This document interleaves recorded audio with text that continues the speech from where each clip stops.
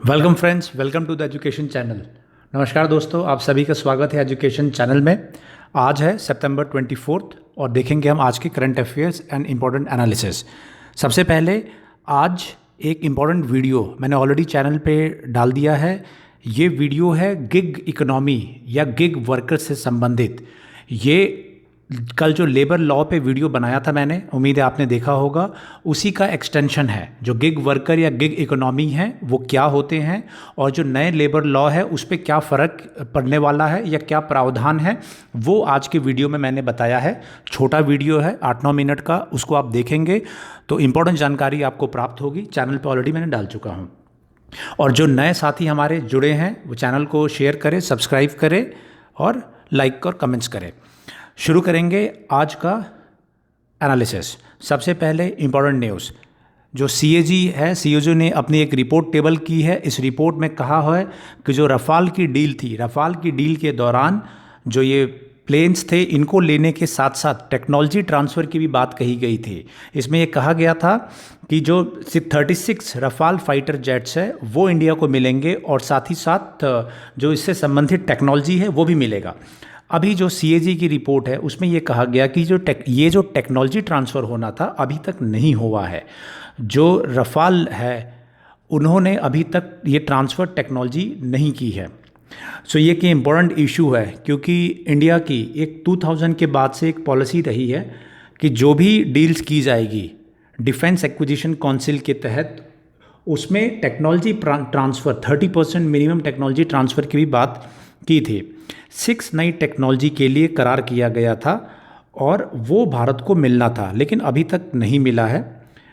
अभी इसमें आगे क्या होता है, कैसे ये टेक्नोलॉजी ट्रांसफ़र किए जाएंगे और आगे क्या होगा, that we will have to wait. But as of now जो कंप्लीट एग्रीमेंट था रफ़ाल के साथ में टेक्नोलॉजी ट्रांसफ़र के टर्म्स में, that has not been honoured, वो अभी पूरी नहीं हुई है।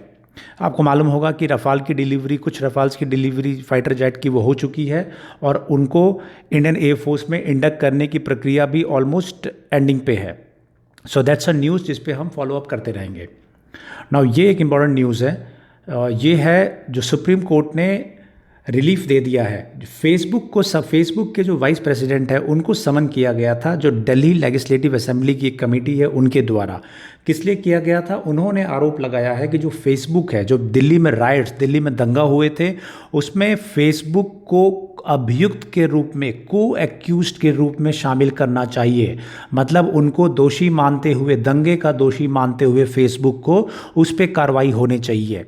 आपको मालूम होगा फेसबुक के हेड मार्क जकरबर्ग है और भारत में वाइस प्रेसिडेंट है उनके अजीत मोहन, उनको समन भेजा गया था कि क्यों ना आप पे कार्रवाई की जाए। फिर फेसबुक ने सुप्रीम कोर्ट को अप्रोच किया और सुप्रीम कोर्ट ने इस पे फ़िलहाल के लिए रिलीफ दिया है और कहा है कि कोई भी गलत स्टेप या कोएसिव स्टेप ना उठाए। ये एक इंटरेस्टिंग होने जा रहा है, क्योंकि इसमें एक मैं सेपरेट वीडियो बनाऊंगा, क्योंकि ये बहुत ही इंपॉर्टेंट एरिया है, वो खुलने जा रहा है। अगर दंगे के लिए, किसी मारपीट के लिए या किसी क्राइम के लिए अगर सोशल मीडिया को या ये न्यूज़ एजेंसीज़ को अगर जिम्मेवार ठहराने की कार्रवाई शुरू हो जाए तो एक अलग तरीके का पूरा लॉ में, कानून में बहुत ही बदलाव की ज़रूरत पड़ेगी और एक नया एरिया खुलेगा जहाँ पे कि आप फेसबुक, ट्विटर, यूट्यूब, इन सब, गूगल, इन सभी को आप कोर्ट में बुला सकते हैं, इन पे सज़ा करा सकते हैं। लेकिन अभी फ़िलहाल सुप्रीम कोर्ट ने इस पर रिलीफ दी है, क्योंकि सुप्रीम कोर्ट इसमें और जानना चाहता है कि कैसे आप इनको आप इंडिक्ट करेंगे। और साथ ही साथ सुप्रीम कोर्ट ने ये कहा है कि जो आर्टिकल 19 के तहत में फेसबुक ने जो कहा है कि उन्हें right to freedom of speech में ये भी आता है कि आप साइलेंट रहे। जो असेंबली है, जो कमेटी है, वो ये कह रही है कि आप इसमें कुछ बोलिए, लेकिन फेसबुक के जो वाइस प्रेसिडेंट है उनका ये कहना था कि मुझे पूरी फ्रीडम है कुछ ना बोलने के लिए अपने खिलाफ। तो कई ऐसे बिंदु हैं जिस पे आगे नज़र रहेगी। और साथ ही साथ जो मैंने बताया कि एक बहुत बड़ा मुद्दा होने जा रहा है कि जो ऑनलाइन फेसबुक और ट्विटर वगैरह है, क्योंकि इन पे देखिए, इन पे र्यूमर तो फैलाए जाते हैं और कहीं ना कहीं सोशल मीडिया का बहुत बड़ा योगदान अच्छे कामों में भी रहता है और बुरे कामों में भी। कोई भी अगर भड़काऊ भाषण है, भड़काऊ टिप्पणी है, वो एक फेसबुक की पोस्ट के रूप में आप डाल देंगे तो दिक्कत होगी। अभी कुछ दिन पहले बेंगलोर में दंगा हुआ था, आपको मालूम होगा। वो भी जो एक पोस्ट है सोशल मीडिया की पोस्ट के बाद ही शुरू हुआ था। तो कहीं ना कहीं ये तो ज़रूरत है कि इसमें कार्रवाई करने की आवश्यकता है। साथ ही साथ एक और आपको मालूम होगा कि सुदर्शन न्यूज़ का जब पूरा एपिसोड चला, सुदर्शन न्यूज़ में कुछ एपिसोड एयर करने थे, उनको बैन कर दिया गया। उसमें भी जो गवर्नमेंट ऑफ इंडिया है, जो सेंट्रल गवर्नमेंट है, उन्होंने सुप्रीम कोर्ट में ये कहा है कि जो वेब वर्ल्ड है, जो डिजिटल वर्ल्ड है, जो सोशल मीडिया है, उनको रेगुलेट करने की ज़रूरत है। मतलब फेसबुक, ट्विटर, इन सब के लिए पॉलिसी बनाने की आवश्यकता है, क्योंकि यहाँ पे बहुत ही भड़काऊ भाषण दिए जाते हैं, लोग कुछ भी पोस्ट कर देते हैं किसी भी धर्म, किसी भी जाति, किसी भी व्यक्ति के खिलाफ, और उस पर कोई चेक एंड बैलेंस नहीं है। तो ये हम सभी जानते हैं कि आज आप फेसबुक पे कुछ पोस्ट करना चाहें तो आपको कोई नहीं रोक सकता है, कुछ भी आप लिख दीजिए, कुछ भी चीज़ें आप डाल दीजिए किसी के बारे में। लेकिन अब ये उसमें अगर कार्रवाई होगी तो किसके खिलाफ कार्रवाई होगी? आपके खिलाफ में कार्रवाई होगी, जिसका वो अकाउंट है उसके खिलाफ कार्रवाई होती है। लेकिन फेसबुक की क्या जिम्मेवारी है? कोई जिम्मेवारी अभी तक तय नहीं हुई है। तो ये आगे आने वाले दिनों में आई एम श्योर कानून में परिवर्तन होगा। तो फिलहाल हम उसमें बात करेंगे और मैं एक सेशन भी लूँगा इससे संबंधित, कानून क्या है और क्या उस पर हो सकता है आगे। ओके, नेक्स्ट क्या है? नेक्स्ट टॉपिक है मॉनसून सेशन जो पार्लियामेंट का ख़त्म हो गया, और इस सेशन में कई जो बिल्स हैं वो टोटल 8 बिल्स वो पास किए गए, और इसके दौरान जो फार्मर बिल्स हुआ वो भी पास हुआ, उसको लेकर धरना प्रदर्शन है। उससे रिलेटेड मैंने कल भी वीडियो डाले हैं, आप उसको देखिएगा वीडियो को, आपको जानकारी मिलेगी फार्मर बिल्स क्या है, कृषि विधेयक क्या है और उसका क्यों विरोध हो रहा था, एमएसपी क्या, ये सब मैंने डाला है। और साथ ही साथ लेबर लॉज भी 3 पास हुए इस बार के जो सत्र में, उसका भी मैंने वीडियो लेबर लॉ से संबंधित कल मैंने इस चैनल पे डाला है, उसको भी आप देखिएगा। आपको इंपॉर्टेंट जानकारी, छोटे छोटे वीडियोस है 7, 8, 10, 11 मिनट के, तो आपको बहुत कम समय में बहुत इंपॉर्टेंट जानकारी मिल जाएगी। और वो वैसे वीडियो मैंने अलग से डाला है ताकि एग्ज़ाम या कहीं आप तैयारी कर रहे हैं तो लास्ट में 3, 4, 5 मिनट अगर आप देख लेंगे तो आपको रिवाइज हो जाएगा। ओके, सो वो हम बात नहीं करेंगे उसकी, क्योंकि ऑलरेडी वीडियो मैंने डिटेल में अच्छी वीडियो बना के डाली हुई है। नाउ ये है एनसीबी जो नारकोटिक्स कंट्रोल ब्यूरो है, काफ़ी ज़्यादा एक्शन में है, आपको मालूम होगा।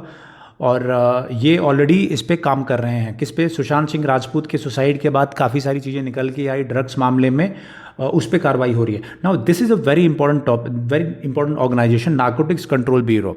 मैं चाहता हूँ आप कमेंट में लिखिए नारकोटिक्स कंट्रोल ब्यूरो के हेड अभी कौन है, और सेकंड आप ये मुझे बताइए कि जो नारकोटिक्स कंट्रोल ब्यूरो है उसका क्या काम है। आप ये लिखिए, आप ये कमेंट में लिखिए, क्योंकि आप कोई भी अगर एग्ज़ाम दे रहे हैं तो आप क्वेश्चंस यू कैन एक्सपेक्ट। ये न्यूज़ क्या है? ये न्यूज़ ये है कि जो बॉलीवुड की एक्ट्रेसेस हैं उनको समन किया गया है। कौन है? दीपिका पादुकोण है, सारा अली खान, श्रद्धा कपूर और रकुल प्रीत सिंह, इन सभी को बॉलीवुड की जो एक्ट्रेस हैं, हीरोइंस हैं, उनको एनसीबी ने समन भेजा है।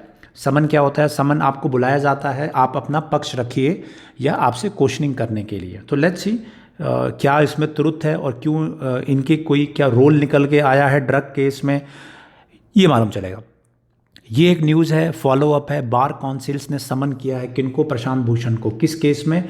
इस केस में कि इनको सुप्रीम कोर्ट ने कन्विक्ट कर दिया था कंटेम्प्ट ऑफ कोर्ट केस में। नाउ बार काउंसिल अब इनको नोटिस भेज रहा है कि चूंकि आप कन्विक्ट कर दिए गए हैं तो क्यों ना आपका एनरोलमेंट है एज अ वकील, आपका जो एनरोलमेंट एज अ लॉयर, क्यों ना उसको ख़त्म कर दिया जाए। सो वी विल सी कि क्या उसमें होता है। प्रावधान होगा कि अगर किसी के खिलाफ मुकदमा अगर साबित हो जाता है तो उनको एनरोलमेंट या जो वकालत है उससे रोका जा सकता है। ऐसा प्रावधान उसके खिलाफ, उसके तर्ज पे ये उनको नोटिस भेजा गया है प्रशांत भूषण को। सो मे भी हो सकता है कि उनकी वकालत ख़त्म कर दी जाए और वो वकालत नहीं कर पाए, आगे लॉयर के रूप में काम ना कर पाए। So we will have to see, but अभी फ़िलहाल सिर्फ समन और एक क्वेश्चन भेजा गया है, क्यों ना आपका जो एनरोलमेंट है वो ख़त्म किया जाए। Now we will talk about editorial. Editorial जो है हम इम्पॉर्टेंट वो बात करेंगे। पहला एडिटोरियल क्या है? Okay, now this is editorial regarding जो मैं अभी आपसे बात कर रहा था फेसबुक वगैरह के बारे में, मैं आपको बात कर रहा था, उसी से रिलेटेड एडिटोरियल है। नाउ हम इसको थोड़ा सा डिटेल में देखते हैं। मैंने आपको बताया कि आपको फेसबुक पे, ट्विटर पे, यूट्यूब पे, सोशल मीडिया पे कोई कुछ भी डालने से आपको रोक नहीं सकता है। हाँ, वो हालांकि बाद में आप पे साइबर एक्ट के तहत या और आईपीसी के तहत में आप पे मुकदमा लिख जाएगा, आप जेल चले जाएंगे, बट रोक तो आपको नहीं सकता है। आप होगा क्या कि आप लिख देंगे, दंगा हो जाएगा, लोग मर जाएंगे, भले उसके बाद आप जेल जाते रहे, लेकिन आप जिम्मेवार तो हो गए। कितने लोगों की मृत्यु या हत्या के आप जिम्मेवार हो गए। तो अब ये राइटर क्या कह रहे हैं? राइटर ये कह रहे हैं कि जो वेब बेस्ड, जो ऐसी डिजिटल मीडिया है, फेसबुक, ट्विटर, इनको रेगुलेट करने की आवश्यकता ज़रूरत है। और एक गवर्नमेंट ऑफ इंडिया ने भी सुप्रीम कोर्ट में ये कहा है, और किस दौरान कहा है? वही सुदर्शन न्यूज़ वाले मामले में। नाउ अब क्या है? अब ये है कि जो इंफॉर्मेशन टेक्नोलॉजी एक्ट है, आईटी एक्ट है, इसमें बदलाव करने की आवश्यकता है। और इस आवश्यकता में जो इंटरमीडिएट जो इसमें फर्म्स हैं, उन पे कार्रवाई करने की या उनको अकाउंटेबल बनाने की आवश्यकता है। मैंने बताया कि अगर आप पोस्ट डालेंगे तो मैं आप पे मुकदमा करूंगा, आपको जेल भेज दूंगा, लेकिन फेसबुक और ट्विटर की भी जिम्मेवारी तय होनी चाहिए, क्योंकि वो अपना प्लेटफॉर्म अपने से ऐसा उनको मैकेनिज्म करना चाहिए कि कोई अगर गलत बात है वो पब्लिश हो ही मत। कैसे होगा वो टेक्नोलॉजी को देखना पड़ेगा, but as of now this is desirable. ये इस चीज़ की बहुत ज़्यादा आवश्यकता प्रतीत हो रही है। ओके, सो बेसिकली ये जो पूरा राइटअप है इसी से रिलेटेड है। और ये भी कह रहे हैं कि इसमें अगर इसका रेगुलेशन किया जाता है, अगर फेसबुक पे अगर ऐसा मैकेनिज्म आ जाता है सोशल मीडिया के पोस्ट को रेगुलेट करने के लिए, उसमें व्हाट्सएप भी शामिल है, ट्विटर वगैरह सब शामिल है, तो उसमें एक चीज़ करना होगा। ये नहीं होना चाहिए कि एक पॉलिटिकल पार्टी के तो खिलाफ कोई लिखा गया वो तो आप बैन कर दो, लेकिन दूसरी पॉलिटिकल पार्टी के खिलाफ या दूसरे धर्म के लोग या जाति के लोगों के खिलाफ लिखा है वो आप बैन ना करो। तो ये भी चीज़ देखने की आवश्यकता है।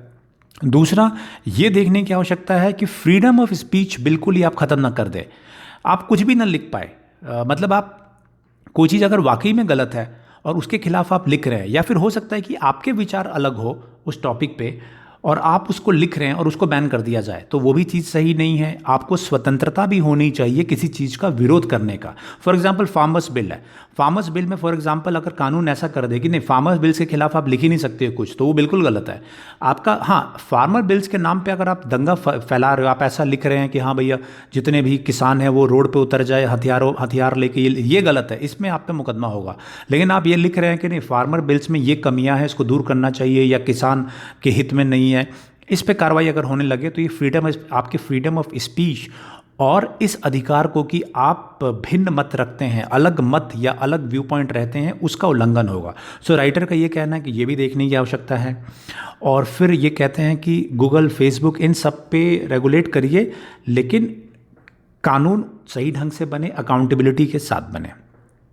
So that is a good point. अभी ये अलग वीडियो भी हम लोग करेंगे, क्योंकि ये बहुत ज्वलंत मुद्दा है, ये बर्निंग टॉपिक है, जो सोशल मीडिया पे जो कमेंट्स लिखे जाते हैं और उससे संबंधित जो लॉ एंड ऑर्डर क्रिएट होता है। Now next is unlocking campuses. Now ये किससे रिलेटेड है?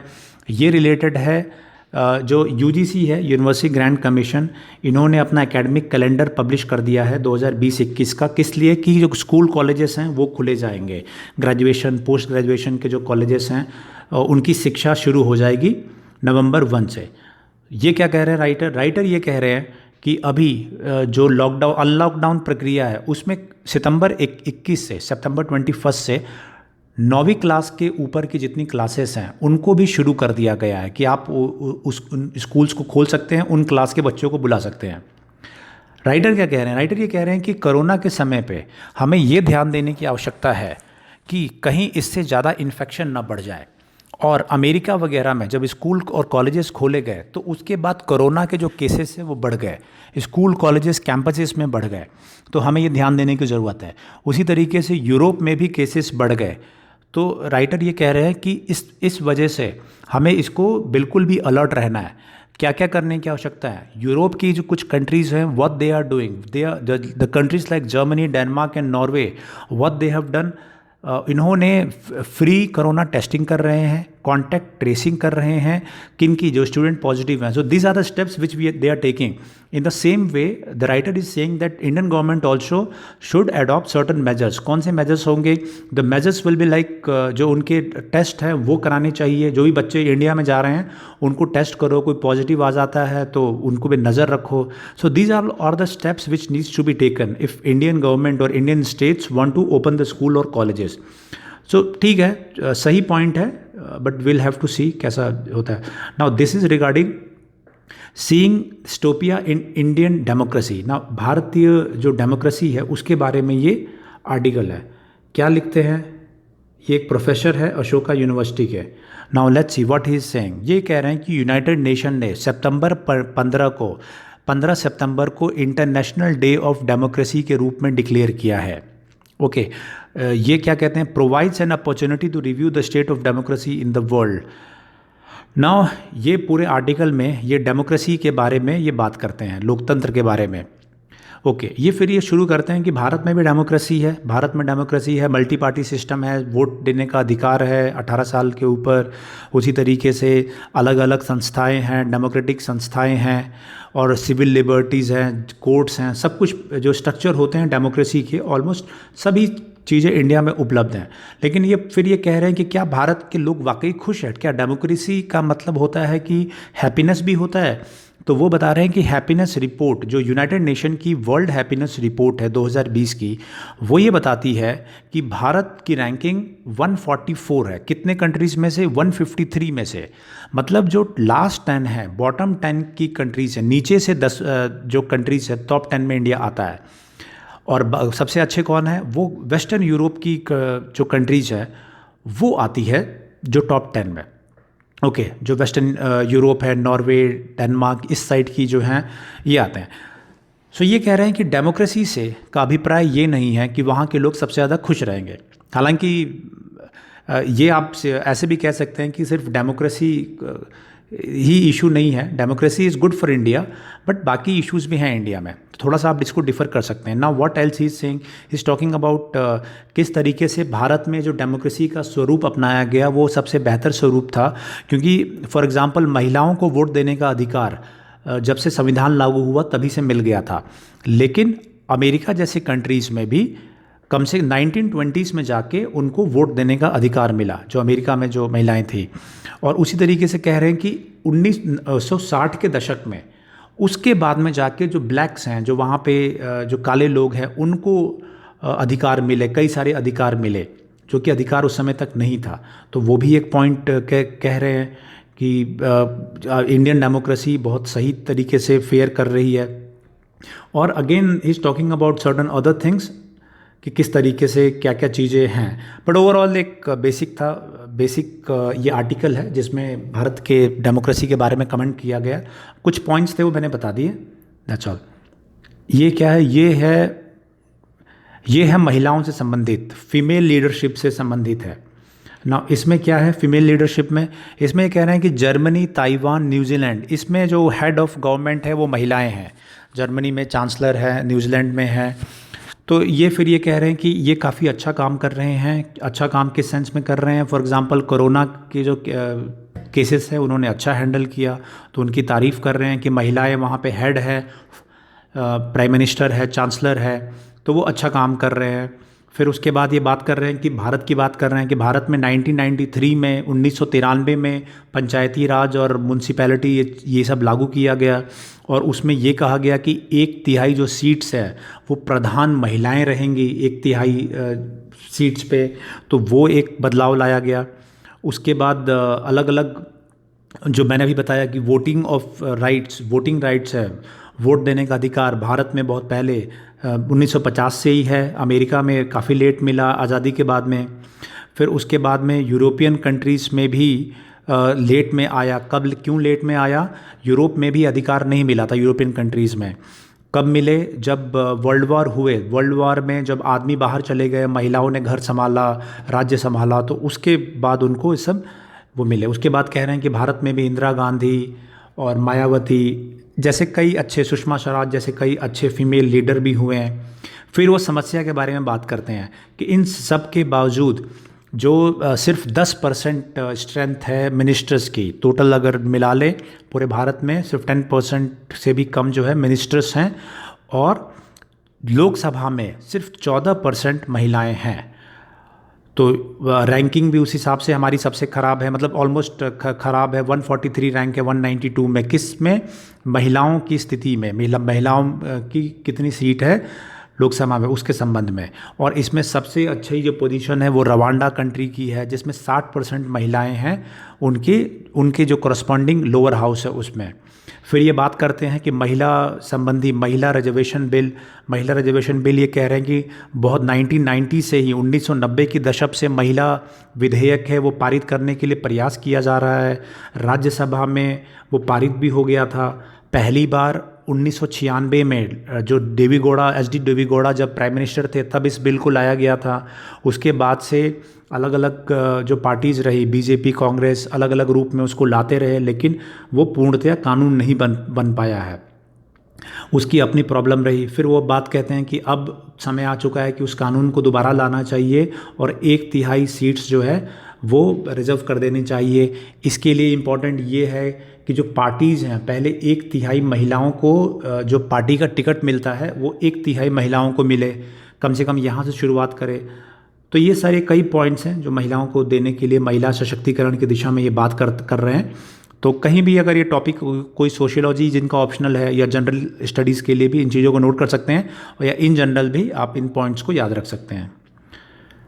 So that is all. Now ये टॉपिक है एनआरसी, असम के एनआरसी के बारे में। तो इसका मैं एक सेपरेट वीडियो, क्योंकि ये अच्छा टॉपिक है तो मैं चाहूँगा कि एक छोटा वीडियो बना के डालूँ। एनआरसी, असम में एनआरसी जो हुआ है उसमें करीब 19 लाख लोग वो बाहर हो गए हैं लिस्ट से, तो उनको आउटसाइडर माना जाएगा और उन पे कार्रवाई की जाएगी। तो वो लोगों को 19 लाख लोगों को ये प्रावधान है कि फॉरेनर ट्रिब्यूनल्स में जाके अपनी बात को रखे, और अगर वो गलत तरीके से बाहर किए गए हैं तो उनको अपनी बात को रखे और दोबारा लिस्ट में आने का प्रयास करे।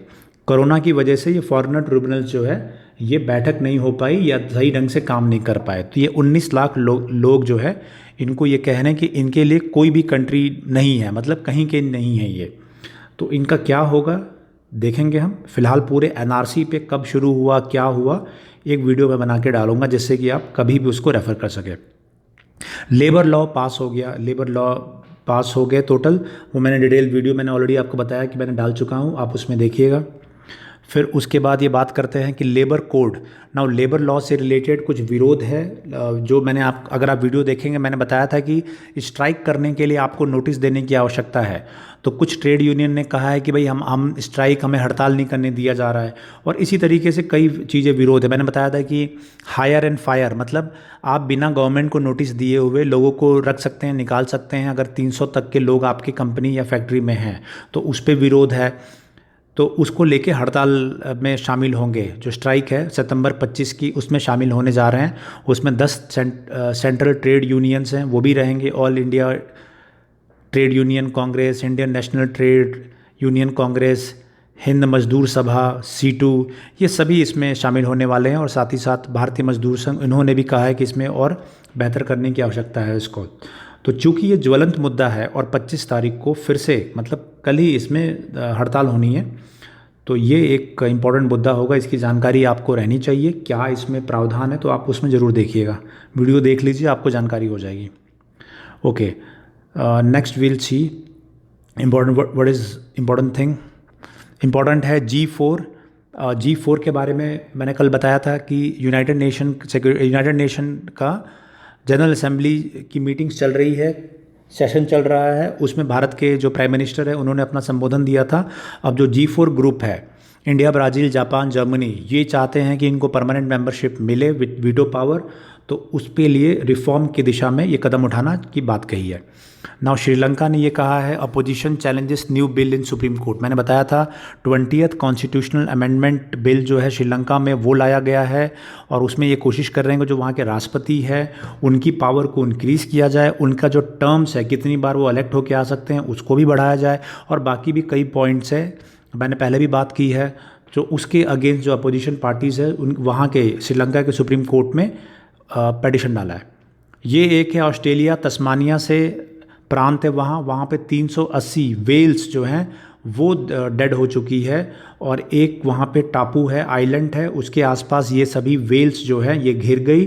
और उसके बाद 380 इतना बड़ा मैमल जो है, 380 जो वेल्स है अभी तक मृत्यु हो चुकी है, और कुछ और वेल्स जो है वहाँ फंसी हुई हैं। इसका क्या कारण है, क्या बायोलॉजिकल कारण है, ये भी पता नहीं है। बट मैं आपको बता दूं, अगर आप एग्ज़ाम की तैयारी कर रहे हैं तो इस पे जो भी अपडेट होगा हमें अप टू डेट रहना बहुत इंपॉर्टेंट है।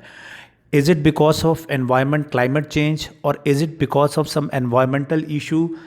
बहुत बड़ा इशू ये है कि इस तरीके से 380 वेल्स की डेथ हो जा रही है, बट ये हमें समझना होगा। But as of now we don't have any update, हमारे पास अभी कोई रीज़न नहीं है। एनवायरमेंटलिस्ट, साइंटिस्ट, ये सभी ये पता करने में लगे हैं कि इतनी बड़ी जो ये मछली तो है, लेकिन ये वेल है बहुत भारी और बहुत बड़ी, तो इनकी डेथ कैसे हो गई, किस तरीके से पानी में ये फंस गए, जो भी होगा। और एनवायरनमेंट जोग्राफी के हिसाब से बहुत इंपॉर्टेंट पॉइंट्स है ये। इसमें जो भी अपडेट होगा आई विल अपडेट यू, इस चैनल पे मैं ज़रूर इस पर अपडेट करूँगा। Now next related to economics में we don't have anything important, generic है। जीएसटी आपको मालूम होगा, जीएसटी पे ऑलरेडी मैंने बात कर चुका हूँ, उसकी नेक्स्ट मीटिंग होनी है। 21 जो स्टेट्स हैं वो मान गए थे 97,000 वाले ऑप्शन पे। बट नेक्स्ट है स्पोर्ट्स से रिलेटेड आईपीएल चल रहा है, यूएई में चल रहा है। नाउ आज का मेंस का क्वेश्चंस, तो मेन का क्वेश्चंस मैं अभी आपसे, क्योंकि लेबर और जो फार्म बिल्स, आई होप कि अभी आप उसको पढ़ रहे होंगे, समझ रहे होंगे, तो उसमें आप अपडेट हो जाइए, then I will ask you. But today we will take up the question on security council. तो मेरा ये क्वेश्चन आज का रहेगा, मेंस का क्वेश्चन रहेगा कि in the context of changed socio political environment, do you think the time has come for the important changes into United Nation and United Nations Security Council? मतलब आज के सोशियो पॉलिटिकल इकोनॉमिक कंडीशंस को देखते हुए क्या समय आ चुका है कि यूनाइटेड नेशंस में बड़े बदलाव की आवश्यकता है, और यूनाइटेड नेशन सिक्योरिटी काउंसिल में भी बदलाव की आवश्यकता है?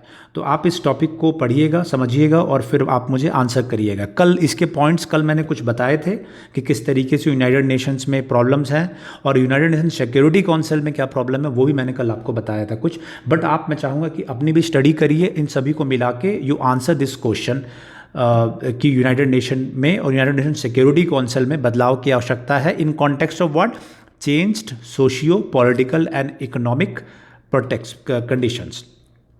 Okay friends, that's all. और नए साथी जो हमारे जुड़े हैं वो चैनल को शेयर, सब्सक्राइब, लाइक, कमेंट्स करेंगे, और जो भी छोटे छोटे वीडियोस बनाए हैं उसको देख के, और जब भी चाहें उसको देख के अपनी नॉलेज को अपडेट करें।